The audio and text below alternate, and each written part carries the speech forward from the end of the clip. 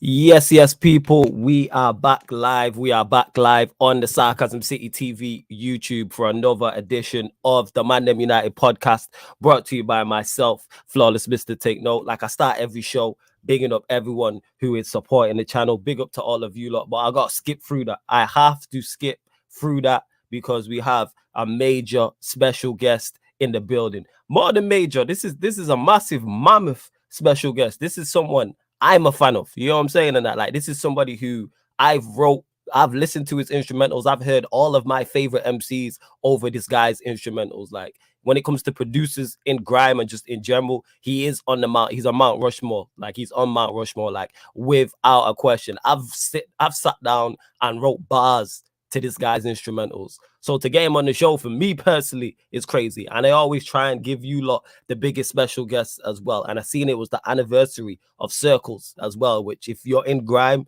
you know that was one of the major hits. My Like Predator is in the building. What are you telling me, my G? You good? Yes, my G. I'm blessed, man. Can you hear me all good in that, yeah? Yeah, See me, yeah. Can hear you fine, man. Can hear you fine, Yeah. man. Welcome to the show, man. Welcome to Sarcasm City. Big up for jumping on, man. Appreciate it. Thanks for having me, man.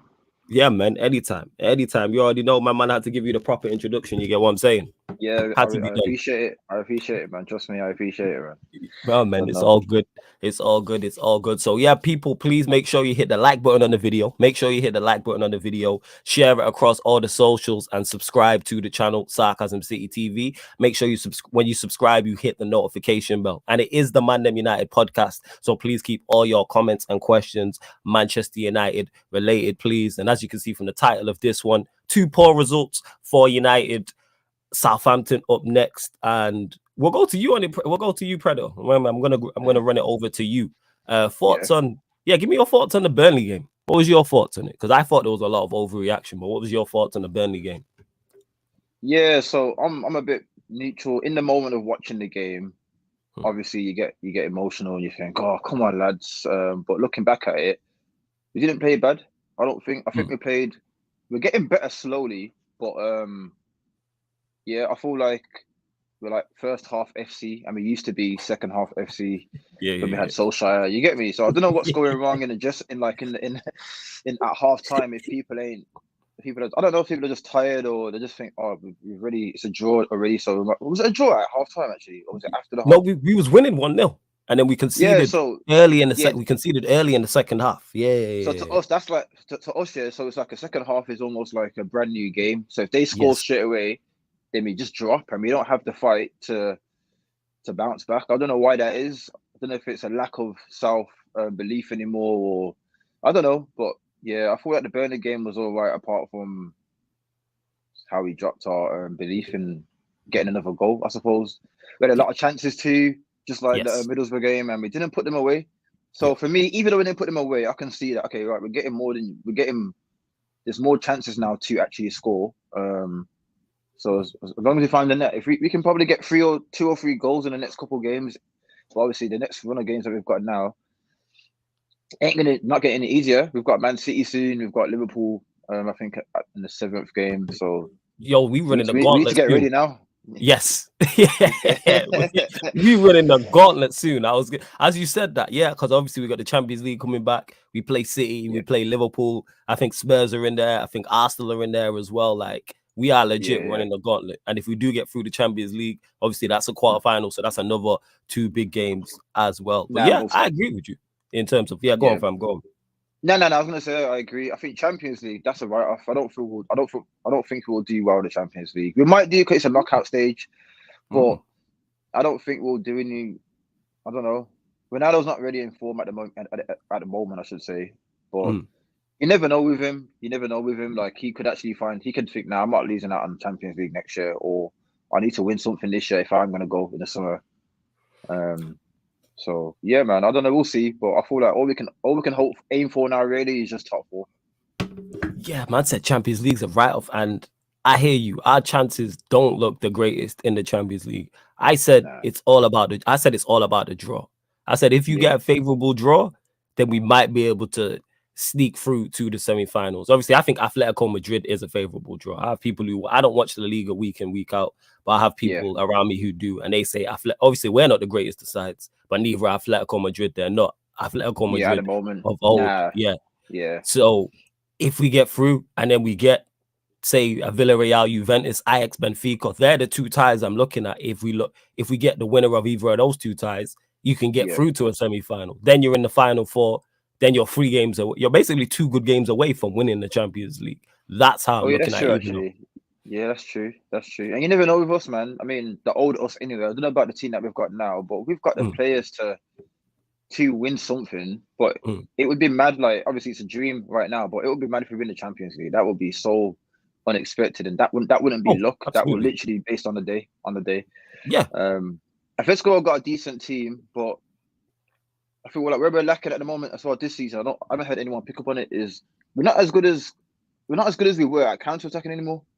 Because we used to be really good at counter-attacking, but we've gone downhill in that sense as well. Like, there's no cohesion within the players, or there's no understanding of when to run or when to like just go for it. So yeah, if we stick it on Atletico, we could get over the line. But boy, for me, top 4 is more important at the moment, because we should have been challenging for the title. We finished second last season. Yeah, go on, We've got elaborate. Varane. Yeah, so we've got Varane, we've got Sancho, and we've got Ronaldo. In the summer, I thought, we're definitely challenging. We're definitely going to win something this season, because we've got proven winners in our team now that can encourage the younger ones to push on. Yeah. If anything, it's gone backwards. It's gone backwards, and ManDem are thinking it's almost like man are scared to dive in and really go for it. I don't know why that is, but yeah, man. I thought we was going to win something this season, but you never know. We're not going to get. Obviously, we're not going to win the league. We're not going to win the league. Sorry, we're not going to. No. Out the FA Cup now as well. So our best chance is the big boy Champions League. Biggest, yeah, man. Yeah, the biggest. So you never know, man. You never know. Yeah, it's one of them. I didn't expect us to do anything this season, because you mentioned they're counter-attacking, and the reason why we've gone backwards in regards to the counter-attacking is because Ronaldo came in. And as much as I'm a big fan of Ronaldo, I love Ronaldo. I say it all the time. People in the comments know, regulars of the channel, one of my favorite players of all time, one of my favorite Manchester United players of all time. Definitely. However, he's not Ronaldo of old. Like, that's what it is. He's not Ronaldo of old. So he's coming in and he slowed down the attack. And is it all on him? No, I don't think he is the problem. Is he a problem? Yes. This is why I didn't want him to come back, because he wasn't what was required. At the end of last season, to my knowledge, I never heard anybody, any fan or any pundit or anybody in media look at our team and go, it's a lack of goals. There was no lack of goals. Nah, everyone no way. knew the issues we needed. It hasn't been a lack of goals. So then we signed him. We had Cavani also, and those two are very similar. Like, those two are very similar. Definitely. And that's what to me has caused the issues. Because I said from the start of the season, top 4 should be the bare minimum. We should finish 4th and look at FA Cup or League Cup. Both of those cups are now gone. Top 4, because everyone else around us isn't the greatest, is still on. And then we have the Champions League, which will be tough. But again, I want to get your thoughts on it, the January transfer window, because I didn't particularly like the business we did in terms of letting the players go who we let go, because now our team looks much weaker when we look at the bench. And to me, we win against Burnley and Middlesbrough if those players are still here. If we can bring a Martial, Donny, Diallo, or any mix of those 3 off of the bench, especially in the extra time game against Middlesbrough, I think they make the difference. What's your thoughts on the January transfer window, though?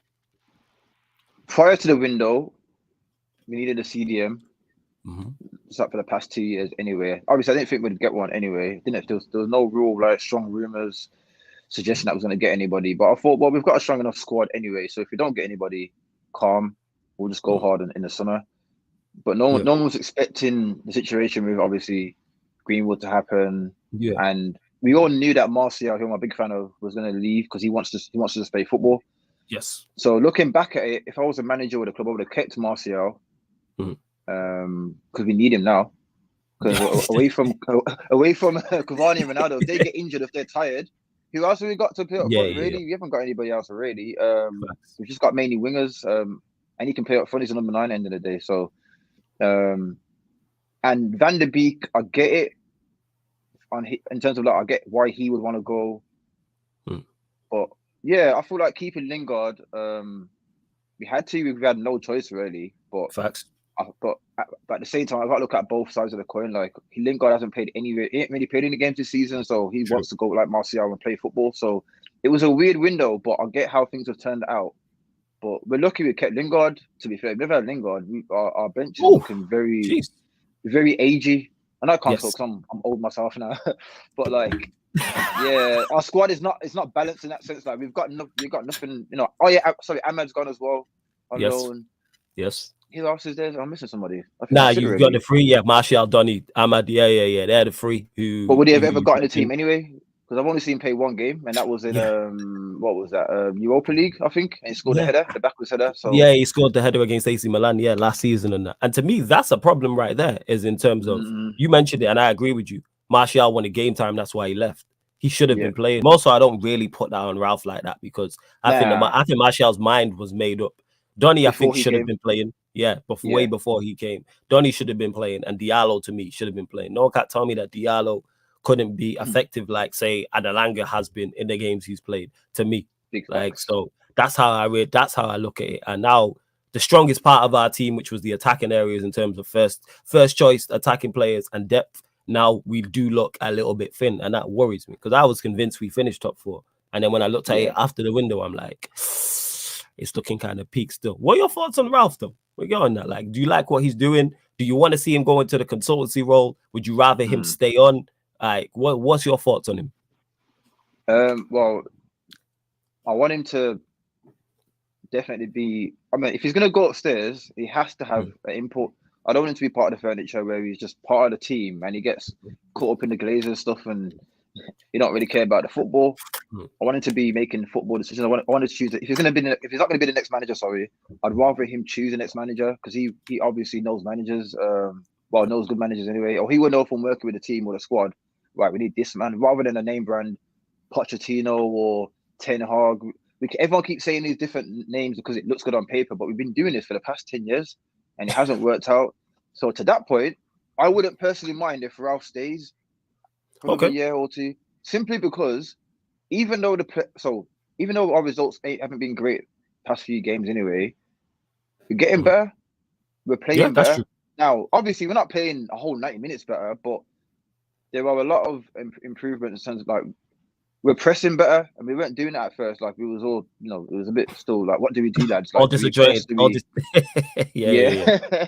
It was all disjointed. Yeah, we were disjointed, man. But I feel like each game we're getting better and better in terms of pressing. I feel like also he's bringing through Elanga because he recognizes that we need something new in that squad. But we need players that are gonna just do as I say, because they want to impress me and they want to be part of the team, rather than players that have been used to from being with the old manager that no matter how good or bad I play, I'm going to be in the squad.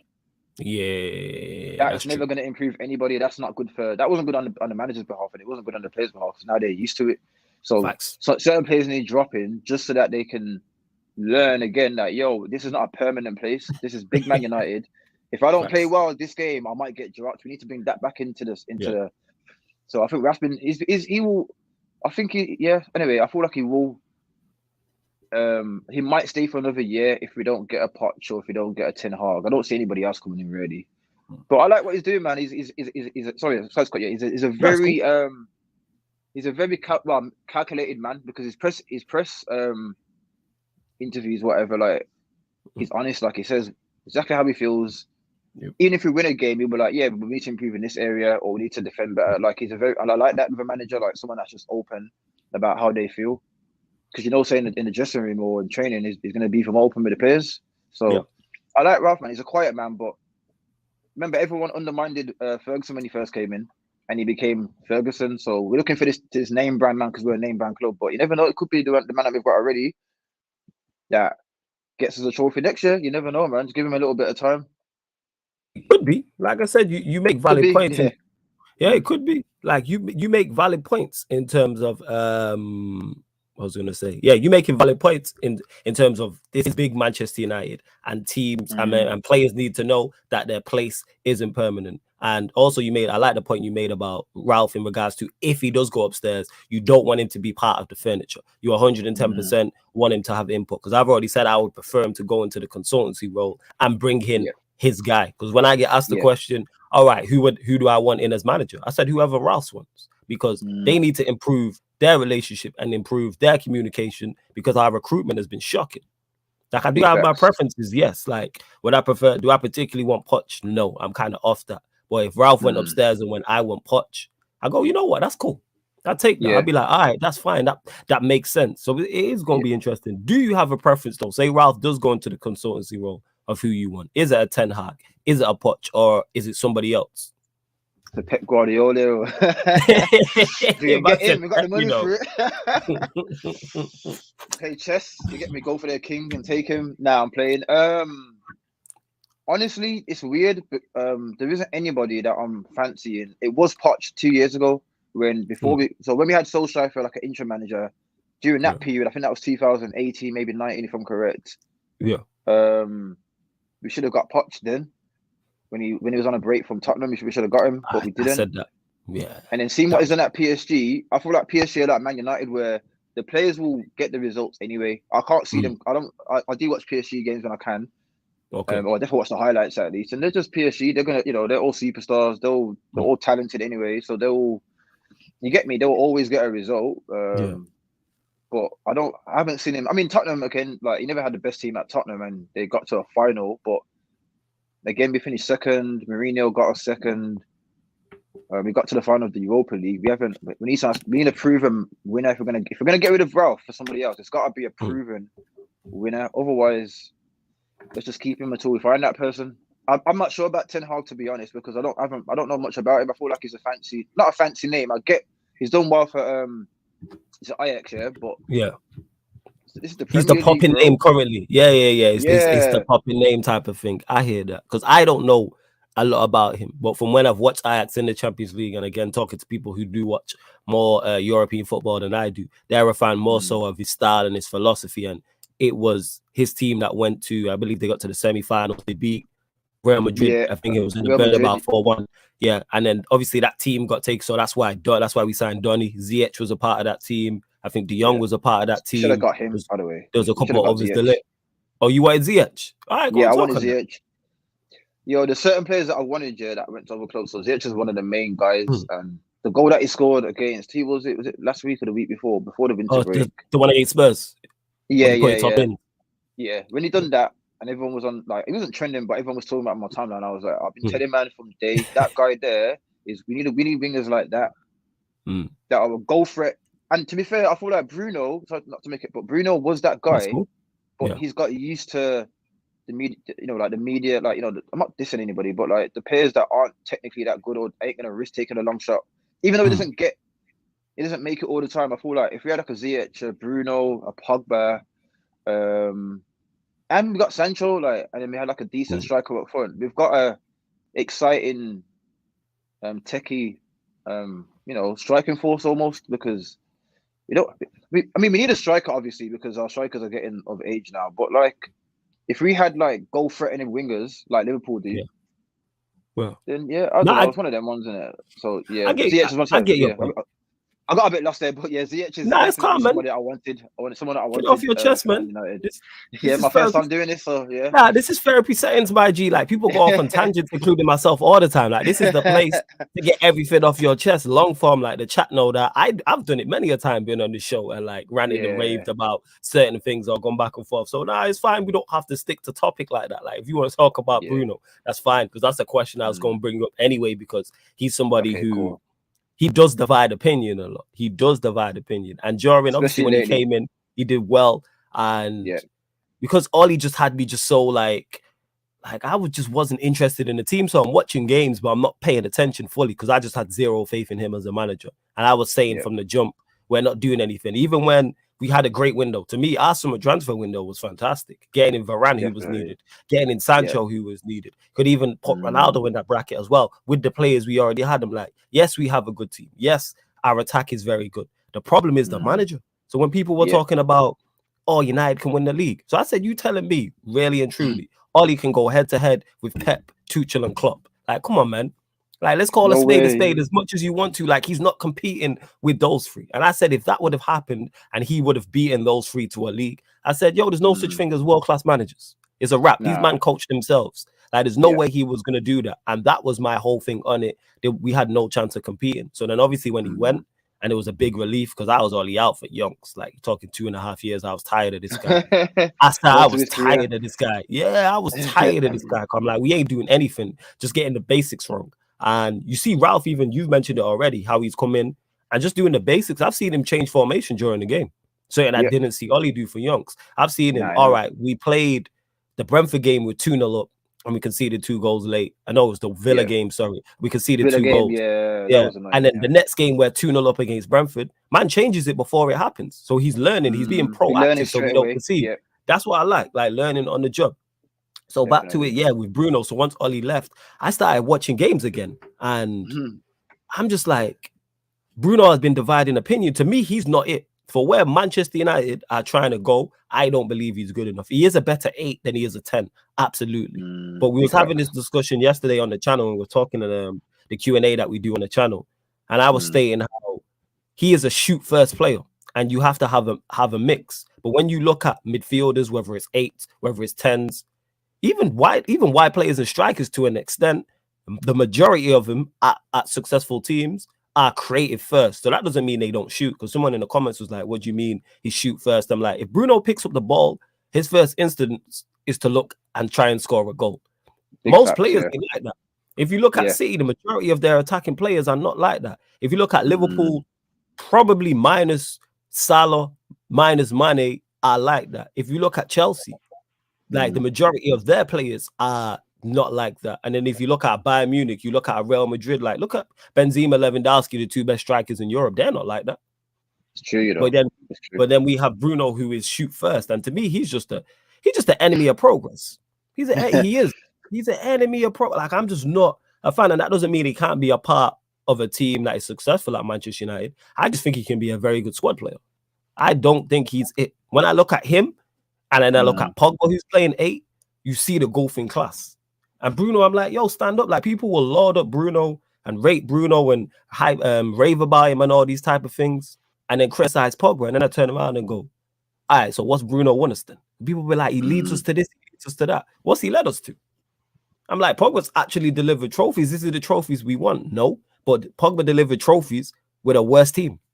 Yeah, he's in a worse team. But like, if you go look back, they forget that. Yeah. Go look at the Europa League side we had. Go look at that lineup. Like, we didn't have Damian and Young playing fullbacks. You know what I'm saying? A Daily Blind and Fellaini up front and Herrera and Mkhitaryan and that. Bruno's dying in a team with the likes of Pogba and Martial and Rashford, Ronaldo here, Cavani, etc., etc. Donny when he plays. Dalot, tell us, like, what's your thoughts on Bruno? Bruno was a breath of fresh air when he came in 2 years ago now, because he wasn't affected by whatever diseases at the hierarchies of the Man United system. Like, he was hungry in it. Like, he made his mark big time.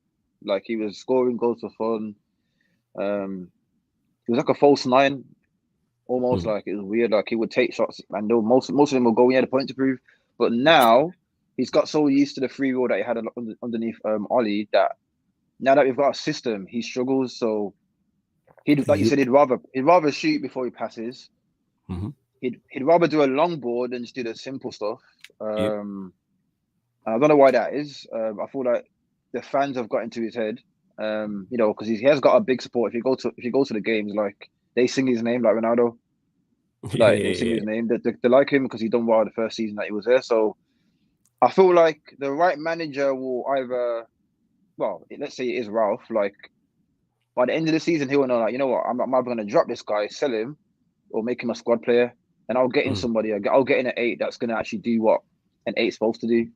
And like you said, I feel like Pogba's a 6, but he doesn't, like, he scored a goal on obviously on the week, the other night, sorry, but his first instinct is who can I pass the ball to? Yeah, like, who can I pass the ball to? Yeah, he'll create. It's not about shooting. Same with Sancho, because Sancho can score goals. Sancho can score goals. Like, he scored goals for Dortmund, but his first thing is, well, let's try and get the ball into the box. And what I like about Sancho as well, by the way, not about Bruno, is that he doesn't always cross, but he will get to the byline, or to the corner flag or whatever, and he will try and worm his way into the defense. So when you've got teams that like to just pretty much stay and defend, what's the name I'm looking for? Sit deep. Sit low deep. Block.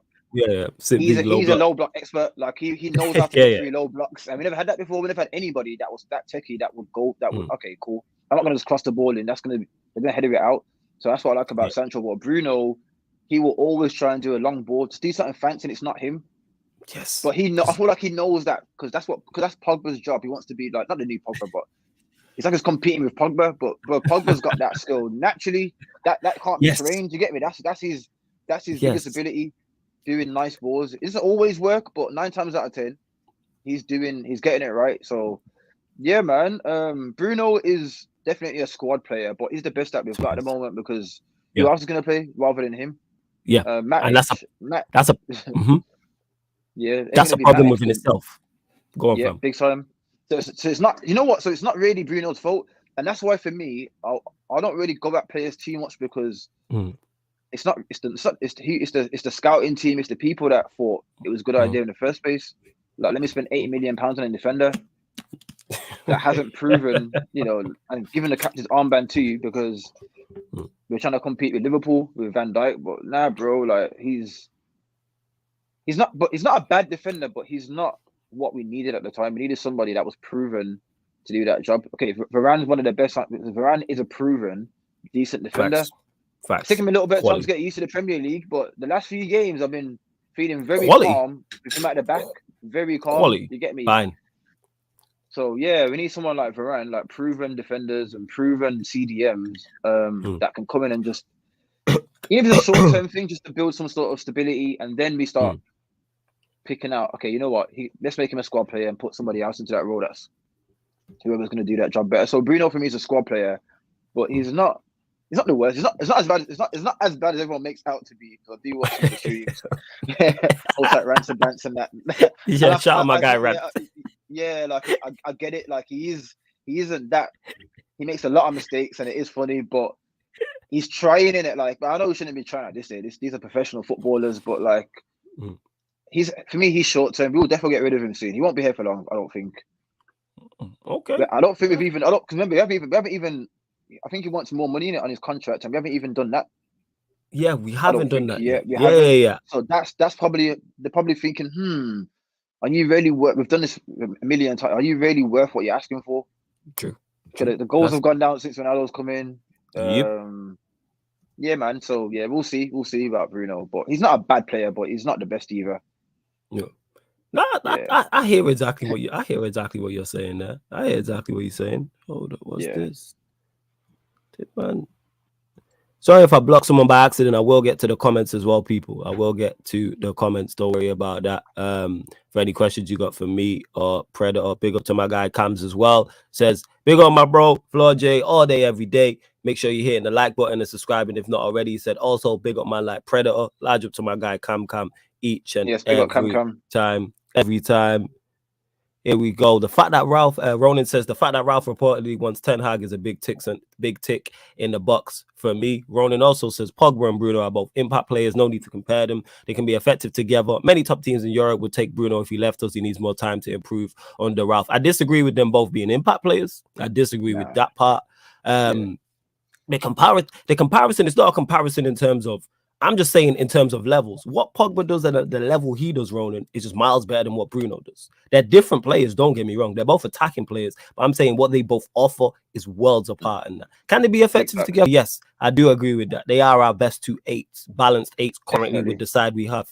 But that's more telling of our recruitment. Many top teams in Europe would not take Bruno if he left us. Let's call a spade a spade. Like I've said this. No, he don't. He don't play for Bayern Munich. He don't play for Real Madrid.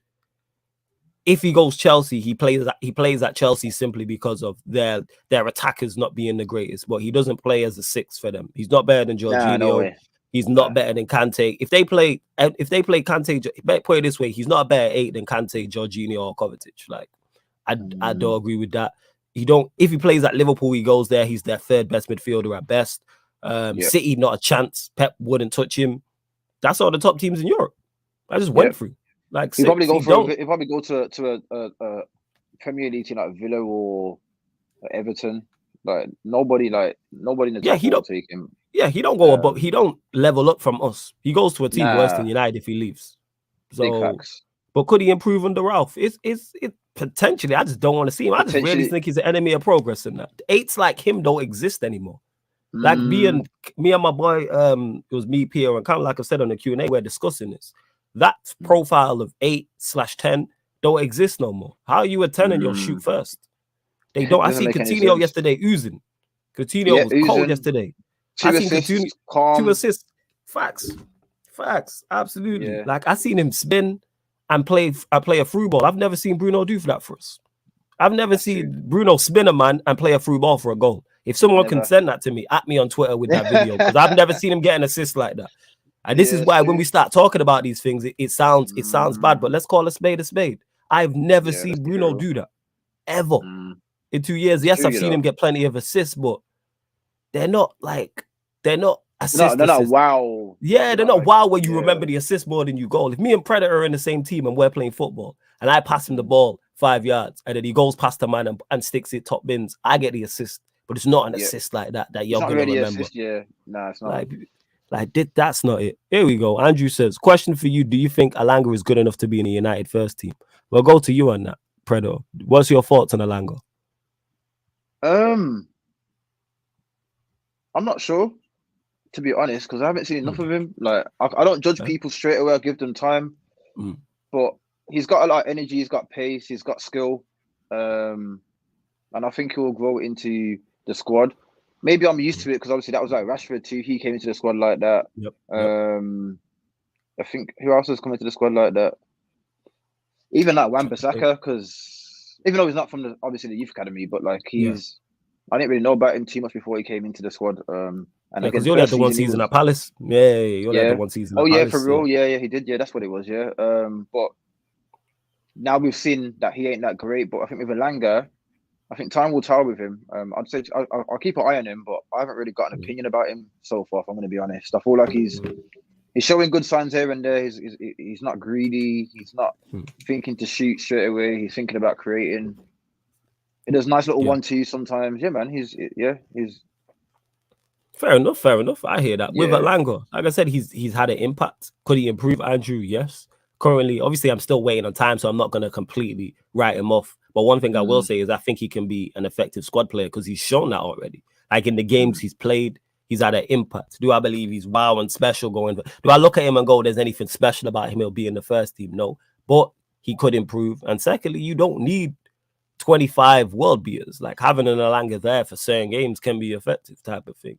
So it is more of a wait and see. Like don't really have any issue with him being in what's it called? I don't really have an issue with him being in the side. In the squad, like, yeah, in the side so far. I feel like Bruno will be rated higher if he was trendier, doesn't pass the eye test with some fans. Ronan, that is a fact in terms of for certain fans about eye test, but it's just being productive. Like, because I'm watching Manchester United, again, like properly, I just see how wasteful he is. Even the game against Burnley, there's 3 or 4 occasions where he's just giving the ball away. He's just careless. That's the issue for me. You can't be careless as an 8. You know what I'm saying? And that, like, you can't be like, I have no issue with if Bruno tries a through ball, but the through ball is on, I'm cool with that. Like, you didn't make the through ball. But when the through ball's not on, he's forcing it. Or when he should be trying the through ball, he's passing it. Or he's shooting when he should be passing. Decision making is key. And we criticize Rashford for that all of the time. So my thing is, why does Bruno not get it? Because Rashford did it in the game against Burnley. I'm watching it, doing the watching on, and I'm like, yo, pass. And man shoots or holds onto the ball or tries to skill. And I'm like, yo, Sancho or whoever it is on the overlap or Dalot's on the overlap. You know what I'm saying? Just play the ball to the person overlapping every time. And when we're judging players at the highest level, because that's what Manchester United is, they get critiqued heavily. Because what I don't like is, and this is not you, Ronan, in particular, but when players play well for Manchester United, we'll praise them to high hills, give them all the flowers, the whole bouquet, the entire florist. But then when they perform poorly, we don't criticize them. And it's like, no, that's being fair. If Bruno plays well, I'd hold my hands up and go, yeah, Bruno's played well today. You know what I'm saying? He's 100% every game. Yeah, but that's the level you're at. Like, the reason why Manchester City consistently win leagues is because their players are all at a certain level. That doesn't mean they don't have poor games, but 8 games out of 10, their main players and the majority of their players are 7 out of 10 or above. And that's the consistency that you need to have. Everyone's so quick to get on Pogba for consistency. Where's Bruno's? I asked this question, and I'm still asking it in the Premier League this season. He hasn't played well in 2 back-to-back Premier League games. That's just a fact. Because I asked the question to the chat, and people were going back as far as the start of the season. So I'm like, we're now in February, and you're telling me about August. But yet this is supposed to be the guy that is our savior. And people don't like when I talk like this, but it's calling a spade a spade. Where is the consistency with this guy? Because he'll play well one game and drop 8 out of 10. And then he'll be a 4 the next. That's no good. And then people wonder why we're 5th. Go on, fam. You made some very good points there. And I was going to say, to add to that, thinking about it now, what is Bruno's best asset as a footballer? Yes. Because we lose a lot of possession when he gets the ball, because he tries, he'll give the ball away more than he passes the ball. So we know what Pogba's is. He's a great passer, playmaker. We know what Sancho is. Even though people got an opinion about Rashford, and I hear that, Rashford can score goals. So his first thing is to score. So maybe he's not a winger. Maybe he should be up front. Maybe we should feed in the ball and make him shoot. You get what I mean? I hear what you're saying. Go on. He's definitely not a playmaker. He's definitely not gonna pass the ball before he shoots. So maybe we should put him further up front and get another. We should have kept Martial for that. Have him on the wing. This is just as a, you get me. And so I feel like Bruno. What is his best asset? Because it was scoring goals when he first came, penalty taker, and he scored like a worldie sometimes. You get me?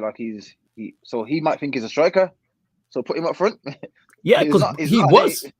He's more of he was. You mentioned it, the free roll with Ollie. Like that's what he was basically playing as. Because when you look at the average position map, he played high as a 9. Do I believe he's a better 8 than he is a 10? Absolutely. But again, for where we're trying to go to, and this is just me, I just don't think he's it.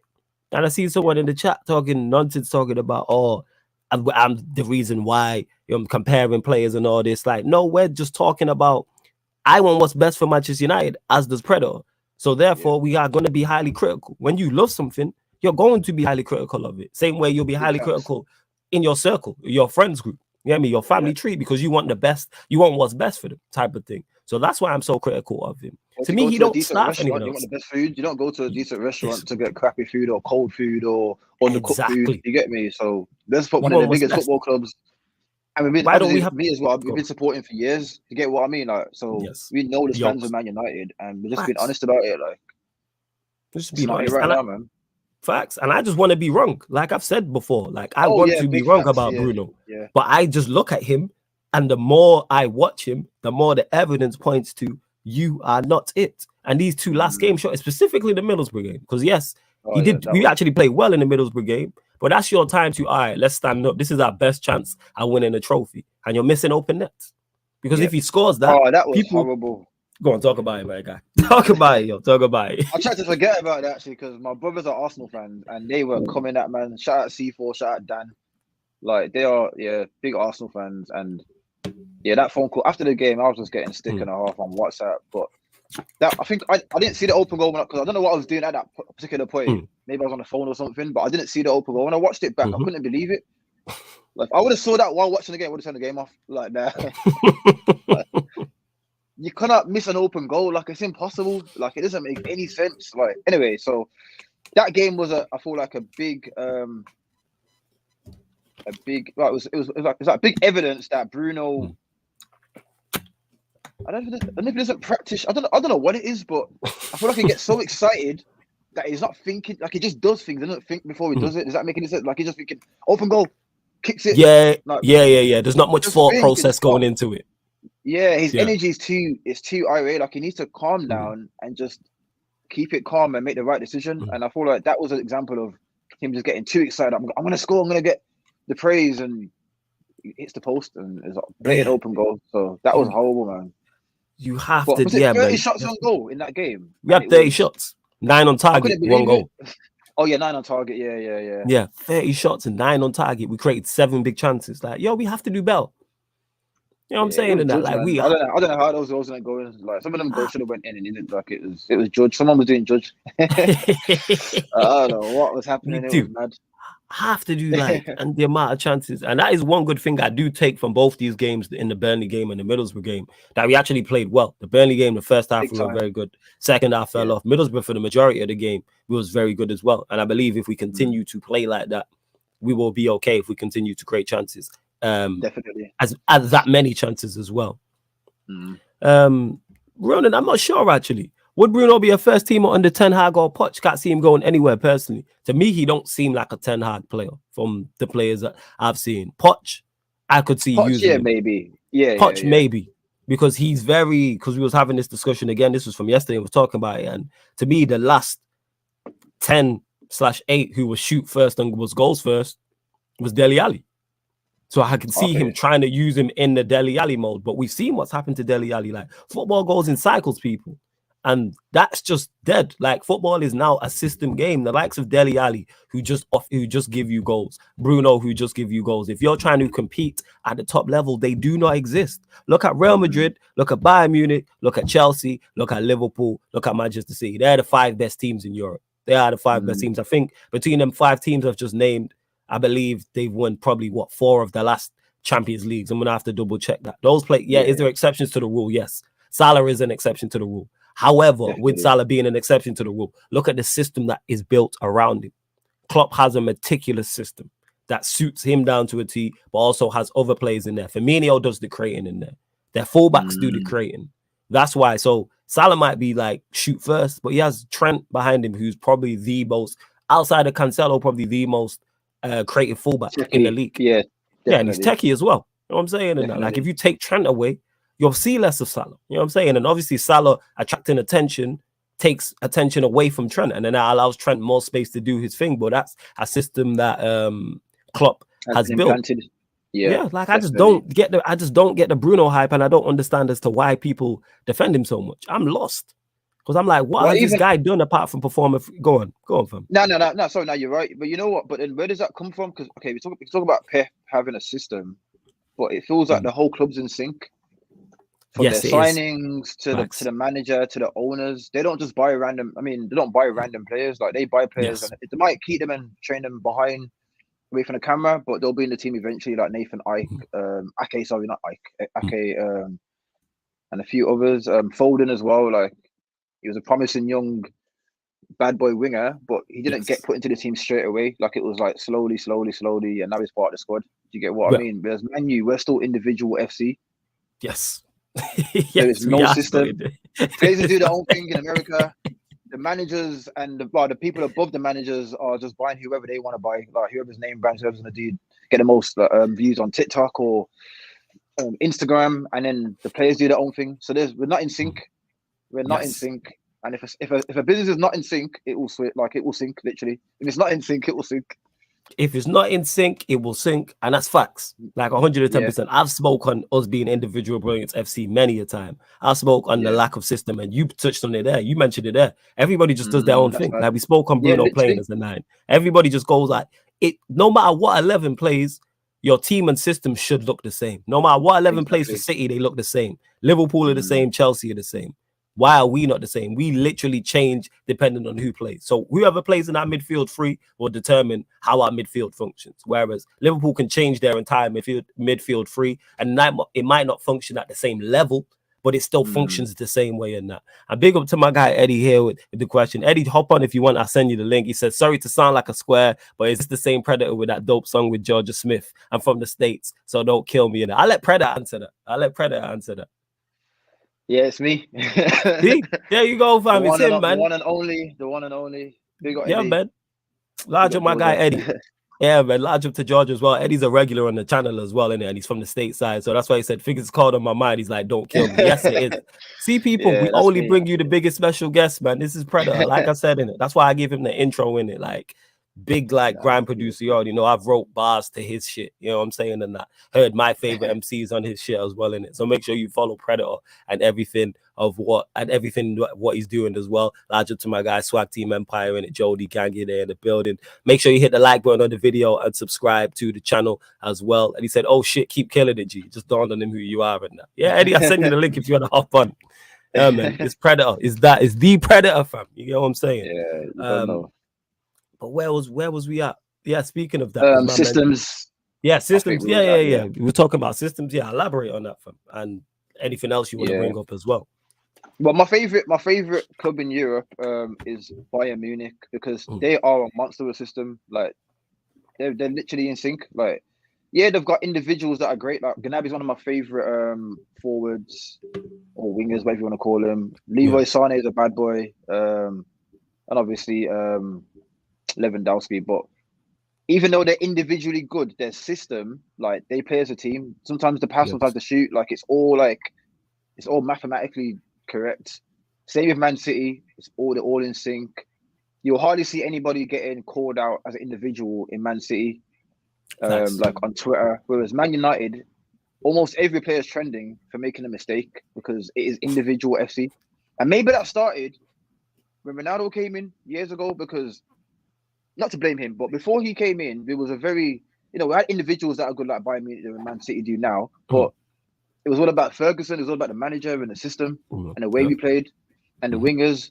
But when we brought Ronaldo, he was like that, our first real star boy, that was scoring worldies from everywhere on the pitch. And ever since then, we've been trying to replace that with another, with Di Maria. Anyone that's got a name brand or that's proven elsewhere, we'll try and bring them in. And it's like, no, that's not our route. It's all about the Man United way. It was never that. It was a team. And individuals are good. So because our team isn't good, we have to pick on sometimes the defenders, or it's got to be the Hayes' fault today, or it's got to be this person's fault today. And really, it's not even it's their fault because they're making silly mistakes. But ultimately, it starts at the top. It's the Glazers. You spot on. I like the fact that you said there, the fact that we are individual brilliance FC. And I've only ever looked at it from the positive side when players are playing well and we're winning games. But you mentioned it there. We always trend. Like when United lose, the team the team will get the blame, but it's always somebody's fault. And sometimes somebody's it's fault, like the Burnley game, that mistake is on Maguire. But all of the time as well, it is someone's trending. Like a Fred's trending, Martial's trending, Pogba's trending, Ronaldo, Alanga's trending, Shaw's trend. Like somebody is always, and sometimes yes, it is individual fault, people, but not every single time. Sometimes the team just didn't play well. Sometimes the manager's to blame. Like there's so many variables in football. Like it's very rarely where it's just one person's fault. Like yes, I can put the majority of the blame on the Burnley game on Maguire, but we should have done more in that first half going forward. We should have, all of the players should have done better in the second half because everybody fell off. But obviously Maguire will take the blunt of the blame. YG says, question to Predator, how do you feel about the signing of Cristiano Ronaldo? I was so excited when it happened that I almost posted a picture of him on my Instagram. Like, he's back. Like everybody else. I was gassed. Because I really thought it was going to Man City. So like I'm a proper fanboy, not like Man U's one of my favorite, it's childhood fan club, whatever. But so I was gassed at everybody else. Then I started thinking, okay, how's this gonna work? Because I did watch him at Juventus, and if the ball didn't come to him the way he wanted the ball to come to him, nothing was going in. And again, they've got another player as well. Dybala, bad boy winger, forward. We need someone like him. But again, so now that Ronaldo's gone, they're playing all right now, Juventus. They made those 2 signings in January as well. I can't remember the names right now. One of them was linked to us. I think. Was it Zakaria? Yeah, Zakaria. Has he gone to Juventus? Let me check. I'll double check that. The chat will let us know anyway, but go on, carry on. There was someone that was linked to us that actually went to Juventus and he scored a goal on his debut. I might have the wrong name. Yeah, I'm gonna literally check it now. I'm just having a look. It is a player who he was. I believe so. I believe you are right. One sec. I'm just having a look here. I'm just trying to. No problem. Yeah, I'm just trying to look. Yeah, I was right. Zakaria. It was Zakaria because he signed Vlahovic and he signed Gary as well. He was linked to us. Yeah, scored on his debut. Yeah, the chat telling us. Yeah, that he was. I know YG Jez is not. No. Predator's like level-headed. He's not Statman Baines level of fanboy. I don't think anybody's Statman Baines level of fanboy. Like for what's it called? Yeah, he's a G man. Yeah, Baines is my guy. I just stick it on him because he says foolishness at times, but Baines is my guy. We'll have to get you two on the show together as well and that. But large up Statman Baines. Yeah, man. When you're ready. Yeah, that's my guy. I'm not a fanboy like Statman. No way. I'm a very I'm a very neutral guy. Like if you're not playing good, I'll say. If you're playing good, I'll give you props. I won't go too hard, but yeah, CR7, he's not the same player. I mean, the first game he had to score those. He scored 2 goals in the first game that he came back in his debut. Well, I believe so. At Man United. He had to score those goals. If he didn't score those first 2 goals in the first game, everyone would have been like, is this the real Ronaldo? Well, so he made an impact. Facts. But ever since then, and the Champions League, he's been, I don't know, it's kind of got in the way. It's weird. Like it's kind of got in the way of the actual flow of the game. It almost slows down when it gets to him. Yeah. Or everyone's It does. thinking we've got to get the ball to Ronaldo, so that limits how we're gonna play because it has to go to him. Yeah. So yeah, I like this. I'm a big fan of Ronaldo, but I hope if he goes into summer, I wouldn't mind, honestly. If he goes, then we can just get somebody else in, or I don't know, figure it out. But I don't think he's the answer. I don't mind Cavani because even though I wasn't sure about him when he first came in, Cavani scored important goals last season.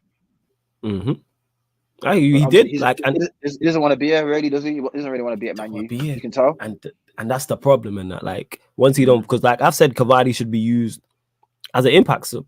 Like when we're chasing the game, say we're a goal down and we need a goal, or say he, like for instance Newcastle, when he came on and scored, like that's how he should be used till the end of the season. To me, he shouldn't be starting games. But then I look at Ronaldo, and to me, he fits that bracket as well in terms of if we're gonna dominate the ball, I'm cool with Ronaldo playing, or if we're chasing the game, him coming off the bench.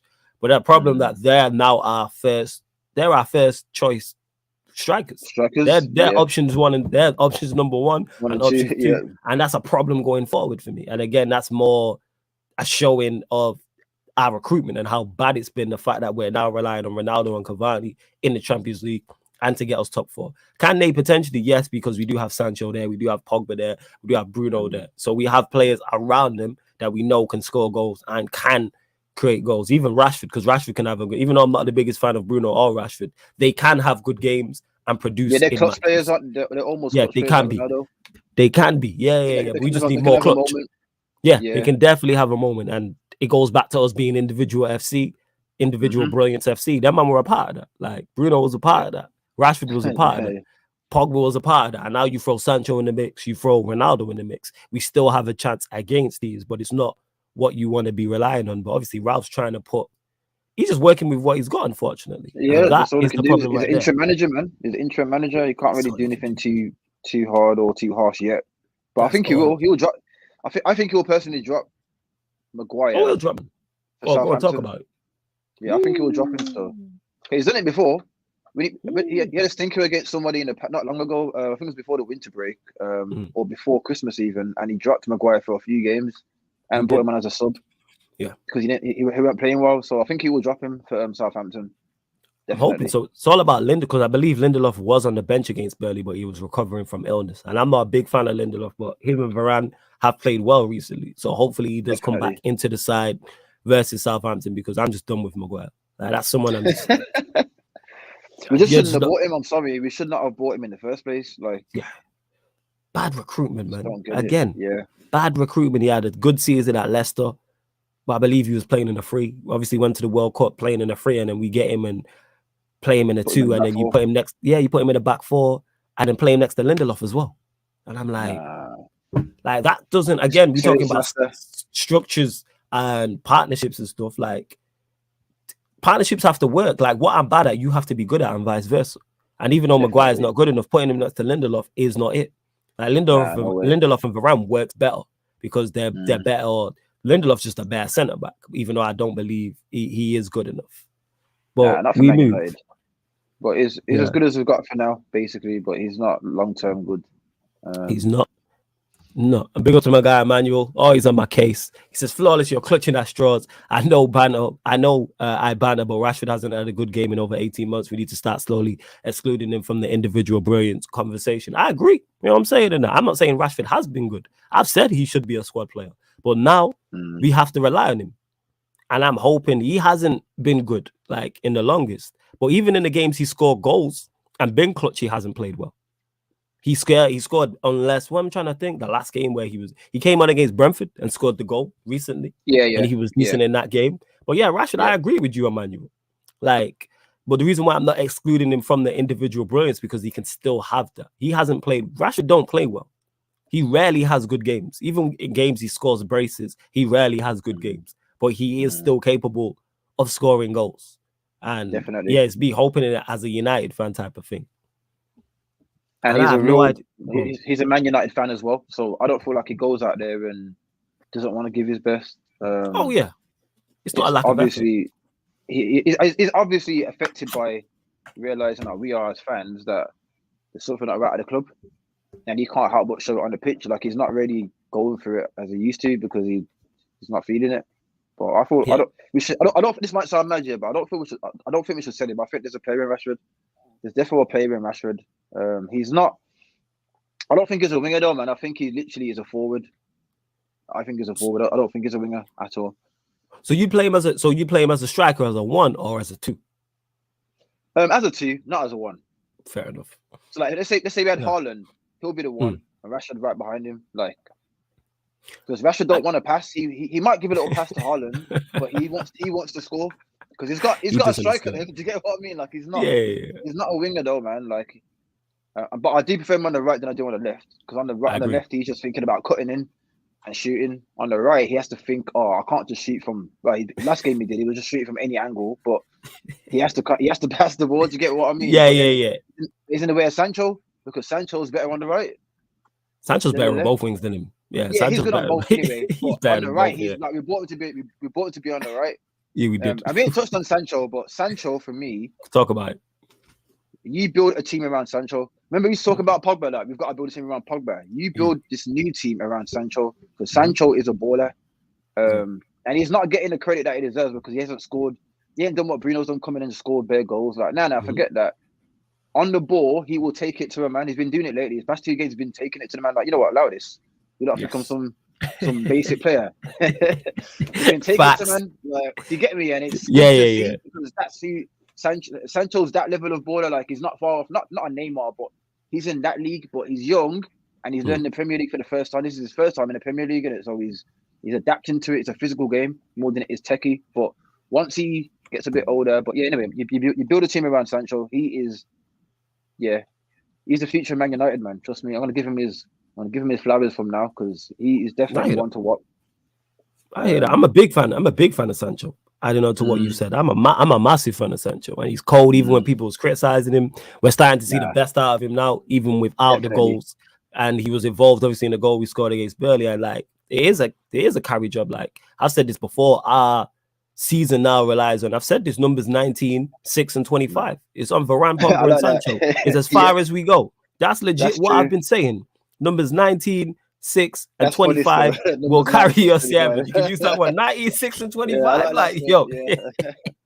That's as far as it will go. Like as good as our season is, will be on the form and fitness of those 3 players. If those 3 stay fit, their form is good, we will finish top 4. 100%. I think we'll finish top 4, and I think we'll go deep into the Champions League. However, if their form's not good or their fitness isn't good and they're not around, we could be in trouble. Yeah, we can forget it.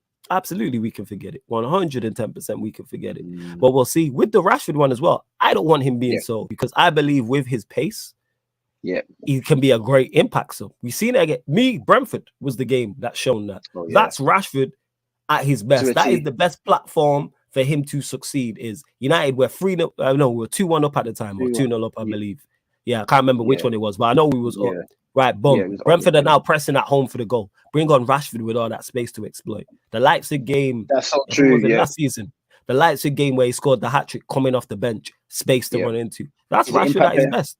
Impact player. And there's nothing wrong with that, people. Yeah. Even for England, because even in England, he'll be part of the squad, but he's not really a starter. Like he will come off the bench, but obviously a bit too late and make an impact because he's got the pace. But and then his goal as well, like that was not no simple goal to score. Like it was a good goal. One touch as well. Very good. Like he's a baller, man, when he's ready. But he's not a starter for me. He's not a starter. Not anymore. He's not. He's not a starter anymore. And again, his confidence isn't there as it used to be, so he's not a starter. Yeah. And people forget that confidence is definitely taking a hit. And he is an impact player. And people hear that and say, oh, is that a shot? Like, no. Not every player who is in your team is a first teamer. Not every player at Manchester City is a first teamer.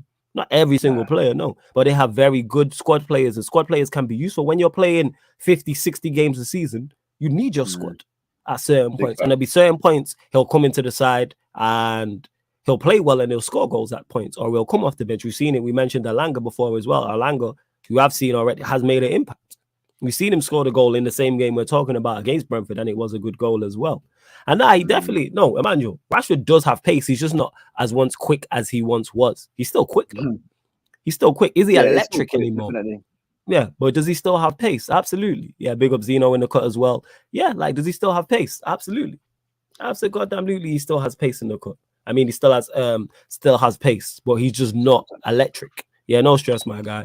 You lot, make sure you hit the like button and make sure you share across all the socials. Subscribe to the channel as well. Make sure you do that. Get your final few questions in before we close out the show. Don't forget as well, we will be running the Wolves versus Arsenal watch along on the channel, people. That will be going down. We'll probably go live like 5-10 minutes before kickoff. I will be late because I'll be on Rancy's Twitch. But yeah, the ManDem will be holding it down and I will land. So we'll be here hoping for a Wolves win. Rashford needs to simplify his game. He makes the game hard these days. He's just not it, Abdi. People want to always like, and not you, Abdi, even though you do this, but not in this instance. People just always want to make things bigger than what it is. Like, he's just not good enough for where Manchester United want to go. Like, people talk about a squad. People say the mentality is not there and it's egos and players are too cocky. No, these players are just not it. They're just not good enough. From a footballing perspective, even if you give them all of the mental attributes we're talking about, the right mentality and not being cocky and being confident, like, you can give Rashford full confidence. Will it improve him? Yes. Because anybody doing any job, if they're more confident, are most likely going to produce at a higher level and operate at a higher level. However, Rashford is just not it. Like, he's just not that player. Like, again, when you compare him to other wide players, he's not it. Compare him to an Mbappe. Compare him to a Salah. Compare him to even though Mane is not what he was, like, but still compare him to Mane, like a prime Mane. Compare him to a Foden. Compare him to a Mahrez. Compare him to a Sterling. Like, he's just not it. Yeah, like, he's just not of the level of those players, and that's where Manchester United are trying to reach. And even if he's not of the level of those players, he should be like one underneath. Like, it's clear. I can't make a debate that he's better than any of the players we just named. There's no debate. Well, yeah. Oh, yeah. And what, 2 hours till the trade deadline? Is any more? I know the Lakers lost to the Trailblazers without Dame. The Lakers are trash. I don't know if you watch basketball because we do basketball on the channel, innit? Oh, okay. No, I don't watch basketball, you know. Yeah. Oh, it's good fun, man. Like, foreign language to me. Yeah. It's a hilarious, like, in terms of, because one thing about like all sport is the banter's the same, you know, like between rival teams and that. So like when we cross over and it's like, I've got ManDem on the channel who follow basketball, they all like support different teams. So when they're going back and forth, it's hilarious and that. It's the same as football.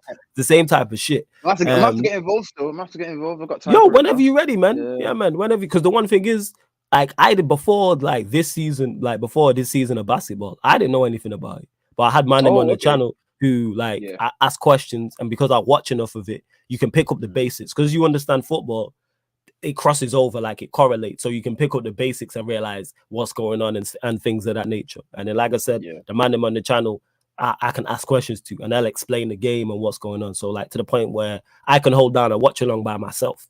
You know what I'm saying? Like if I'm watching, because I know the basics, but I don't know like in depth. But the Lakers are one of them because it's very similar to United actually of being the biggest brand in basketball, but they're just a bad side. They got beat yesterday. Bad, they're awful, and they got beat yesterday. And the team they was playing was missing their star player, and they lost yesterday. And it's like, they're not it. They're not it. Where was we at? Question for you both: if United drop out of the top 4, who takes their place? That's from Nippon. Go on, Predator. I'll let you go first on that one. Good question. It was a goodie. I'd say maybe Arsenal. You know, I hate to say it.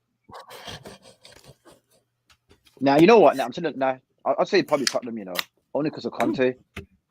But I don't feel like basically if we don't get top 4, it's bad on us. I don't feel like there's anybody else that can really challenge to the top 4 other than us. But it's up to us to actually have stinkers now, like 7-game stinkers, and then that's our fault. But I don't see Arsenal or Tottenham or even West Ham getting better results than us in the next 7 games. I don't see it personally, but especially because obviously Arsenal got rid of Aubameyang.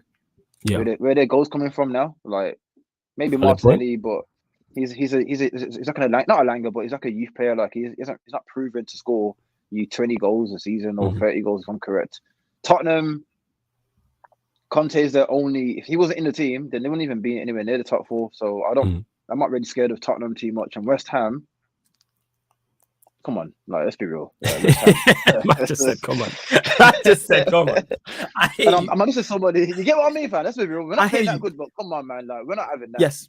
Like, but if it happens, then it's shame on us again. You don't finish second one season and then finish 5th or 6th next season. Like Yeah, we're on the so same wavelength with the West Ham one, because I said that I was like, are we a great side? Are we a very good side? No, but I don't rate the sides around us. We seen Spurs yesterday. If that's us, we still trending now. How you 2-1 up? I lose. yeah. I lose to Southampton like that. If that's us at home, people can say Conte is a quality manager. Yeah, No doubt definitely. about it. I'm not disputing Yeah. that. That team is not good.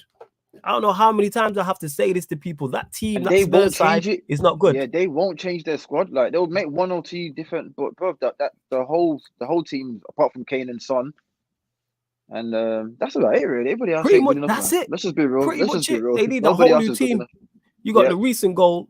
He's playing the back three. You can add it was the guy they signed, I believe it was Romero. He's a good centre back. Yeah. To Oh, me, yeah, they need yeah, that. yeah. They need at least one centre back, so that's one player. They need a right wing back because Royale's not it. I do rate Regulon. Their midfield is washed. Højbjerg, who I rated, I see Spurs fans going at him. Skip, Winks, these man ain't it. So you could say they need two midfielders. That's 4 players. Kane might leave, so they need a striker. That's 5. You definitely need another winger on top or another attacking player, because behind Son and Kane, it's your likes of Bergwijn, Moro, who are decent. I see you're talking 6 players. It's half a team. Not, and they've been there too long as well. None of them have done anything for that club. Yes, but it's an expensive team to swap or to get rid of. So and they don't like to spend money either. They got no, that's the thing. Yeah, they're not spending money, and they ain't got no. None of them players have got resale value. That no one's gonna buy them players. Got a point still. Maybe the Norwiches will, like people like that, but nobody Norwich, fighting for the top 4 is gonna get like Lucas Moura or any of these guys. Bro, I'm sorry. Like, no offense if they're locked in, but I'm just keeping it, professional about football. Like, yeah. Now you call it a spade. No, you call it a spade, man. You call it a Mora. Like, that's what it is. Like, nobody's looking at Mora and going, all right, he's the guy to take us over the top. Decent player, yes. Can he play in the Premier League? Yes. But this is why when Spurs fans up, like, you lot don't spend a lot of money, and you also need a lot of players, and you also don't have an attraction of the Manchester United. You won't spend, like, at least Manchester United, when Manchester United in name still, but still pay the big money. That's not Spurs. We know Levy doesn't. So and we've got a that's cabinet for the trophies. And we're have the history. Basically, we're trying to get back what we lost. Yes. Tottenham ain't even won anything. So facts. I'm saying last time you lot won a league was like, England was, I think it was the same decade England won the World Cup. So it's the 60s. You know what I'm saying? So what, I believe it was the 60s. Yeah, you're talking World War times. You're talking World War times, no joke. I swear it was like 63 or something like that. It might have been before England won the World Cup. So that's why I don't worry about Spurs. My parents weren't even born then. So we're talking our grandparents, our grandparents' generation when they were youths. You know what I'm saying? And that, like, that's it. Absolutely crazy. And that's how I look at it. So that's why I don't worry too much about Spurs. Arsenal are the same. I look at the team. I look at the manager. I'm like, there's no X factor there. There's no X factor. Apart from Saka, nobody else is threatening really. But he don't really play against Man U, which is weird. He's always injured or something when we've got Arsenal. But yeah, man. Are they playing today, by the way, against Wolves? Yeah, they play Wolves today. Yeah. We'll be a watch along on the channel, people. It will start probably 5 minutes before kickoff, 5-10 minutes, or like 20 to 8. I believe it's the 7:45 kickoff. Get my banter ready for my brothers. Yeah, man. You got to ban Arsenal fans, man. Yeah, they're the worst, man. They're the worst. Got to ban Arsenal fans, man. 110%. Well, yeah, looking ahead, obviously, United, we play Southampton, the early kick, 12:30, which is just a bad omen because I just hate early kickoffs. Like, I can't stand 12:30 kickoffs, having to get up earlier just to do watch-alongs and stuff. But, how are you looking at it, obviously, after the 2 results we've had? Are you confident going into the game? What are you looking at? I don't see anything changing, to be honest. I thought that will be another first half FC. If we get 2 or 3 goals in the first half, it's our game to lose, and we'll just defend. But I don't have any. I'm in the middle. Like, we'll see. I just feel like we can't lose. What it is now, we can't lose any games now. We have to win our games in hand. But Southampton ain't really a challenge like that. I'm not really. I was more concerned about Burnley, but they didn't play the best, to be honest. They weren't the best as they've been. They were all right, or maybe we were just too good. Apart from the second half, so I'm not really threatened by Southampton. But we might get. I think we'll get a 2-0, maybe a 2-1 because our defense has been a bit shaky, recently. So hopefully Maguire's out. But this should be an easy one. Yeah, hopefully he's dropped. Now we will see, because you mentioned it there about games in hand, because obviously West Ham are currently above us, but I didn't realize they're only a point above us and we do have a game in hand. So if we win tomorrow, Not only did we go back above West Ham if we win, no, it's not tomorrow, Saturday, people. We Saturday, go to 40. yeah. We go to 42 points, and we're only 5 off Chelsea, who are in Oh, third. Do yeah, I believe we catch true. Chelsea? No, but it's still good to be within touching distance of them like that. So we're not a Have million they got a game miles in hand? away Sorry, from them. Chelsea. No. Once we play, if United win against Southampton, then we'll be level. But obviously they'll play Okay. on. No, yeah, they won't play in the Have they weekend played? because they're in the Club World Cup, so they won't play on the Oh, weekend. yeah, So it'll be yeah, level yeah. on games. So it'll be But 5 points off them with the same games played, 24 each. which looks good. But yeah, that is good. And then obviously you've got Arsenal who have 2 games in hand on us, who are 3 points behind. Same with Spurs. They have 2 games in hand on us and they're 3 points off. So obviously we need Wolves to do the business. That being said, if Wolves win today, they leapfrog both Arsenal and Tottenham, and they're only 2 points off us with a game in hand. Oh, mad.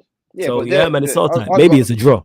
I'd rather Wolves win. Don't get me wrong. Yeah, I'd rather Wolves win. Yeah, because just like fuck Arsenal basically. That's why. Yeah, morals. Yeah, just morals.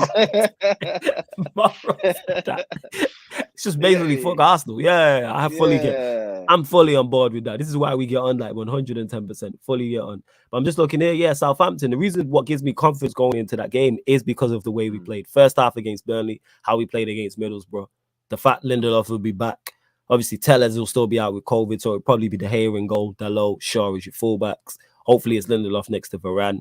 The midfield, does he switch it up or does he go McTominay, Pogba, Bruno? Maybe, obviously, Pogba's just coming back. Does he play him 3 games within 10 games, or he might not have no choice? He might bring in Matic. I think he will, I think he will. Because remember, Fred's out with COVID, so we only got 4 midfielders to choose from. It's Matic, McTominay, Bruno, and Pogba. They're the 4 to choose from. So it'll be interesting to see who he does. Front 3. Does he bring back Ronaldo or Cavani? To me, really didn't. Oh, is Tellez back? Hopefully, Tellez is back in the side. Then, if Tellez is back, if that's the case, love that. Him over Shaw at the moment. Yeah, absolutely. Yeah. I'm not sure if he plays who he plays out, Ronaldo or Cavani up front. I believe it's Sancho, Rashford, and Ronaldo / Cavani. Who would you prefer to see though up top? I'm not gonna lie. I think we're not deep actually. Saturday's a big game for Rangnick in terms of like. If he drops Ronaldo again and plays Cavani again, that's going to be telling that he definitely prefers Cavani over Ronaldo, and that's. But then Cavani's is he more of a goal threat than Ronaldo? He can be, but I think he might drop Ronaldo again and play Cavani. I think he might. That's my wild card for Saturday. Okay. Do you think that's the right decision? To drop Ronaldo for Cavani? Would you rather see Cavani up top? I hate you. To me, it's not really much of a muchness. Because he presses, isn't it? Like he presses. And there's not much difference between both of them anyway. You have to give them the ball at the right time. But I feel like Cavani almost scored in the last game, so he might give another chance to give it another shot. And if he doesn't do it, then he'll just play Ronaldo again. But yeah, I don't know. It's just a wild card. Yeah, it's a wild card. Maybe it's what I want to really see. Him drop Ronaldo another time. Just to try and wake him up. Yeah, because it's Southampton, so we should do the bits. Ronaldo, but this is football first, isn't it? Like, yeah. This is how football goes, isn't it, bro? Yeah, absolutely. So I'm looking here because we are in the thick of it in terms of games. Like, so obviously we play Southampton at home on the weekend on Saturday. Then Tuesday we're at home to Brighton. The following Sunday away to Leeds. Then next Wednesday away to Atletico Madrid. Then at home to Watford. Then away to Manchester City. Then at home to Spurs. Home to Atletico Madrid. Then away to Liverpool. So from now to the 20th of March, we pretty much running the gauntlet. Yes, Southampton and Brighton ain't the biggest games, but they're still vitally important going into the running. Like, we going to find out. Come that end of that game against Liverpool on the 20th of March, we're going to know where we're at, because obviously we would have played Atletico Madrid, so we'll know if we're still in the Champions League and where we are in the top 4 race. Do I believe that team is... Go on, fam. No, I was going to say, I remember my point. Yeah. Now, I was just going to say, we're going to find out exactly where we are at and where this team is at. Like, at the end of that run, we're going to find out. Yeah, big facts. We are going to find out. We're going to find out. Go on, my G. For me, the biggest thing for the next couple of games that we've got, well, a lot of games, to be fair, before the 20th of March, is are we going to go out there and get revenge on losing so much goals against Man City and Liverpool early in the season? Are we going to be that much? If we draw or we beat them, that's a big improvement overall on the stinkers that we had against both teams. Yeah. They laughed us out of the room on both occasions. Oh, facts. So, 100%. You get what I mean? I don't remember the result. I just know there was more than 5 both times, I think. Nah, it was 2. It was 2-0 against City, but it felt like 5. So I understand exactly why you said that. Yeah. And it's 5. It felt like 5. Yeah, they were just passing the ball around like, oh, these guys. Like, training session. De Bruyne came out and said that Pep was like, we don't know. Yeah, training session. It was like, we don't know how Man United are going to play. So they had a 10-minute training session before us and left. We don't know how they're going to set up. And Liverpool was 5 and was terrible. Well, hey, people was out here backing Ollie, telling me Ollie's going to be successful here. But we moving it. We should have got rid. Yeah, we should have got rid of him after that Liverpool game. Like, yeah, no way he should have went to the Watford game, and then we got beat 4-1, and then he got sacked. You know what I'm saying? That's how we're playing catch up now. Absolutely, we've lost points. So yeah, we've got Southampton and obviously Brighton, the home game. I'm not gonna lie, people. I don't know if I'm gonna do the home game against Brighton watch along because PSG play Real Madrid that day. So I might run the PSG Real Madrid watch along. I might run both. That's gonna be a game. That's an idea, you know. I might run both. I might run both. See, this is why I need 2 screens. Well, yeah, I might just run both. I might have to figure that out. I might run both games still. I might run 2 games. I'm being deadly serious. It might be a 2-game thing. That's probably what I'm gonna do. Is run both games. Is have it as the United Brighton, but I'll run PSG Real Madrid as well at the same time, 100%. Oh, it's actually going through, breaking. All right, man. What's this? The Brooklyn Nets and 76ers are finalizing trade, sending James Harden for Simmons, Seth Curry, and draft picks. Ah, shit. The 76ers are going, wow, Harden on his way out of the Nets. Okay. Mazza. There'll probably be a courtside commentary then, people, because the ManDem will be holding. The courtside commentary is the basketball show on the channel, people. So I'm sure the ManDem will be involved as well, talking all the trades and looking back at their original picks at the start of the basketball season. But important games coming up. Let's see where we go now. Hope for the best up the Red Devils. Big up the Daredevil. Yeah, man, that's what it is like. We legit 2 games a week now for like, Jesus. Pretty much all the way to the start of April. Like, there's so much football. Yeah, that's mad. Yeah, I didn't realize. The next month, so much football, more than a month and that. That's a month and some change. That's a month and some change. Good for us, though. Keeps us going, I suppose. But we'll see what happens, man. We'll see what happens in results. Because if we don't get anything against Southampton, just forget it. Like, yeah. It's going to be hard to get top 4. Yeah. Southampton is very important. But yeah, we are going to close out the show, people. Don't forget, this show on the channel and all the other shows on the channel, apart from watch alongs, are available on audio only platforms. So if you want to listen in more traditional podcast ways, so SoundCloud, Spotify, iTunes, the links for those are underneath in the description, people. So wherever you listen to podcasts, type in Sarcasm City TV and it will pop up. So you might want to listen while you're driving, while you're cooking, cleaning, while you're at work. You might just not want to have the YouTube app open. But don't forget, whether you're watching this show live right now or watching this back, hit the like button on the video. Vitally important, you share it across all the socials. Subscribe to the channel Sarcasm City TV. Predator's channel is in the title as well, people. So you can click on that link right now. It's in the title and it will take you directly to his page and you can go subscribe. Like I said, I'm a fan of this man in terms of music, not just him being a Manchester United fan, which adds into it as well. Quality producer. So go check out his music. You heard Eddie pop up in the chat and was like, right, is this the same Predator? I'm like, yes. So make sure you go subscribe to Predator's channel. Predator, blessed for coming on. Anything you want to add? Guys, thanks for having me. Anytime, big up everyone that's tuned in. Big up everyone that locked in. Make sure you subscribe to Flawless. It's my G. Appreciate that. Appreciate that. Yeah, stay locked for the new music coming out. Yeah, I was going to say that. That was going to be my next thing as well. Anything you want to promo or plug that is coming up or anything you currently have out that you want to let the people know about? Well, like you mentioned in my intro, it's the anniversary, 10 years already, decades since I put out Circles, one of my first grime EPs. Cool. Changed my life pretty much, and it's 10 years already, so I'm going to be dropping a brand new grime for the fans, for the real grime fans, end of this month. It will only be available on vinyl and via Bandcamp. Love that. Just keeping it real, keeping it like white label almost for the real grime fans. That. Sick. But yeah, and then I've got loads of music coming out this year anyway, garage, couple house joints. So yeah, it's going to be a busy year music release wise, so stay locked in. Love that and that. And big up to Keenan, says big up Flawless. Catch you soon, bro. Catch you on the watch along. Yes, I will be on the Wolves Arsenal watch along. I will be late. He says Predator and Flawless on the song will be fire. I'm working, man. I got levels to go in it, Keenan. I appreciate it. Get me? Because we got our EP dropping probably next month. First single out this month as well. Take note in it. So can't do it like us. That'll be out the 18th of this month. So yeah, I need to get on the promo of that tomorrow. 8 days away, people. EFAC says big up. legends, appreciated. Keenan says, hyped, can't wait. Yeah, I can't wait for Predator's new release as well. You know what I'm saying? And that. But yeah, you'll catch him here, Predator. You already know you're more than welcome over on the channel whenever in it. So if something pops up and you want to get it off your chest, you already know to send me a message. And we can talk like about it, you know what I'm saying? If some Manchester United news breaks or something else breaks, you know what I'm saying, and that some other football and news breaks, and you're like, yo, I want to get this off my chest.